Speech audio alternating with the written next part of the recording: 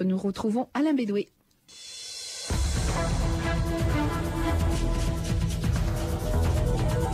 Le téléphone sonne. 01 45 24 7000.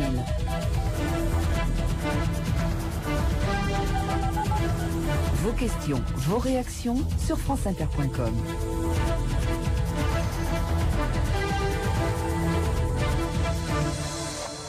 Bonsoir. À l'issue de cette journée spéciale consacrée par France Inter à la santé mentale et à la psychiatrie, gros plan ce soir sur la schizophrénie, ses causes, ou du moins ce qu'on en sait, ses symptômes, ses traitements, et puis d'une façon plus générale, la prise en charge des malades et des familles, c'est important, les proches, et puis la façon dont cette maladie peut évoluer et être maîtrisée, voire guérie, car cela, effectivement, arrive.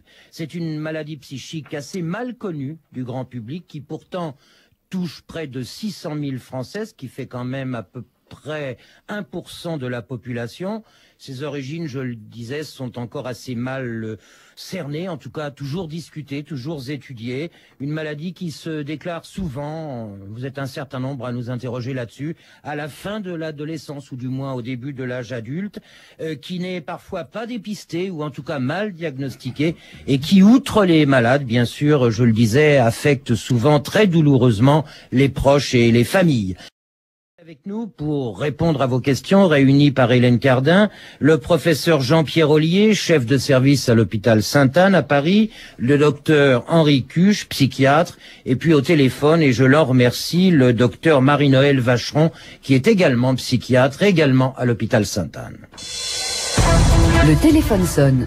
Pierre-Louis, bonsoir, vous êtes à Grenoble et vous-même souffrez ou avez souffert? J'ai commencé à avoir un diagnostic à l'âge de 23 ans, des bouffées délirantes à l'âge de 23 ans, et on ne savait pas trop ce que c'était, ça a été assez dur à vivre, et puis là, depuis quelque temps, je suis diagnostiqué schizophrène, et en fait, je voudrais dire que, moi, je voulais donner un message quand même d'espoir, qu'en fait, on peut quand même s'en sortir, et il faut pas être trop négatif avec ça, parce que ça fait peur à beaucoup de gens.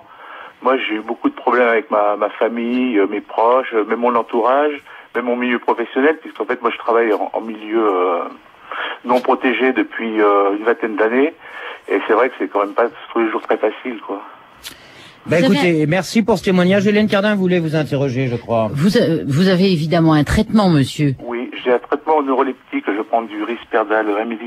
Là, j'ai un très léger traitement en ce moment. Est-ce que vous avez du mal à le suivre? Est-ce que vous êtes tenté de l'arrêter régulièrement? Oui, alors j'ai été tenté à une époque de l'arrêter. D'ailleurs, je l'avais arrêté, et puis les symptômes ont repris, et en fait, ça, c'était vraiment une catastrophe, quoi, en fait, de l'arrêter.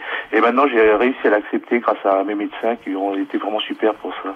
Et vous savez à peu près que vous allez l'avoir toute votre vie. Qu'est-ce qu'on vous a dit? Oui, oui, maintenant je sais que je l'aurai toute ma vie. Bon, 1 milligramme, c'est pas très gênant, en fait, ça me perturbe pas trop comme ça a pu me perturber à une époque. Et donc, j'arrive à vivre avec, et finalement, j'ai une vie heureuse, quoi. J'ai un enfant, une femme qui m'aime beaucoup et qui m'aide, et je suis heureux, quoi. Ben voilà un beau témoignage. Merci en tout cas de nous avoir appelés. France Inter, le téléphone sonne, Alain Bédoué. Judith, vous êtes à Grenoble, bonsoir, vous nous avez appelé et je vous en remercie pour témoigner. Vous vivez avec un malade de schizophrénie. Oui, mon mari en fait est atteint de schizophrénie, donc diagnostiqué depuis déjà un petit moment. Et puis bon, c'est vrai que maintenant c'est stabilisé depuis 4 ou 5 ans. Et bon, tout ce que j'ai entendu ce soir, c'est vrai que je retrouve bien notre histoire, parce qu'effectivement il y a eu des phases très difficiles puisqu'il a été hospitalisé, puisqu'il a fait des rechutes, etc. Et c'est vrai que comme les médecins, je voulais insister sur le fait que c'est très important. Moi, mon mari, il est stabilisé du jour où il a compris qu'effectivement il fallait qu'il prenne son traitement de manière régulière, et donc depuis ce jour-là, c'est vrai que ça va beaucoup mieux, quoi. Il a fallu l'acceptation du traitement, l'acceptation de la maladie. Mais en fait, moi, je voulais surtout intervenir ce soir parce que, en fait, là, donc maintenant, depuis 1 an, on a un petit garçon. Et en fait, je voulais parler de l'importance au sein des familles et de l'entourage de pouvoir en fait aborder le sujet de la maladie. Parce que je pense que si on en parle, si c'est moins tabou, j'ai l'impression que que ça évite une partie des rechutes, une partie de. Alors je voulais avoir l'avis des médecins là-dessus parce que dans la famille de mon mari il y a d'autres malades et c'est vrai que je dirais dans les branches où la maladie était moins taboue, par exemple je constate que sur les enfants des malades il y a eu moins il y a plus d'enfants qui sont malades quoi. Alors je me demande est-ce que c'est le hasard ou est-ce que vous pensez que le fait d'intervenir très tôt, d'en parler ouvertement, ça peut être un facteur positif. Professeur Ollier. Beaucoup d'entre nous sommes vulnérables et merci pour votre témoignage parce que effectivement toute la prise en considération, la prise en compte d'éventuelles difficultés psychologiques à certains moments, ce sont des moyens de prévention. Et je voudrais dire quand même par rapport, vous parlez pour votre mari de stabiliser, nous utilisons un mot, nous disons que 30% des patients atteints de schizophrénie vont cicatriser leur maladie. C'est-à-dire que 20 ans plus tard, il n'y aura plus lieu de porter le diagnostic de pathologie schizophrénique par une cicatrisation. Et je crois que donc c'est dire que ça va au-delà de la simple stabilisation. Docteur Cuche, vous vouliez ajouter un commentaire. Dans ce témoignage, je pense que dans l'amélioration de ce monsieur, il y a certes la prise de conscience, il y a certes la poursuite du traitement, mais il y a sans doute l'action de sa femme qui a bien compris ce qui se passe et on se rend bien compte que dans le traitement de ce type de pathologie, on a besoin de l'entourage, on a besoin du conjoint, on a besoin des parents. En tout cas, merci à Judith de l'avoir appelé parce que vraiment on a des centaines et des centaines de messages ce soir et il est très net que c'est une vraie maladie, une maladie grave qui peut parfois effectivement durer longtemps et être très difficile à prendre en compte et en charge pour les médecins, y compris à l'hôpital.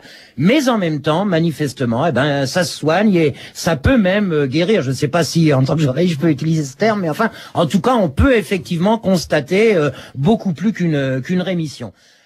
Le dispositif sanitaire qui existe en France, ces choses-là sont faites pour qu'il n'y ait pas cette rupture à la sortie. Il y a même une préparation à la sortie qui est un des objectifs dès l'arrivée du patient à l'hôpital. Et donc tout un travail.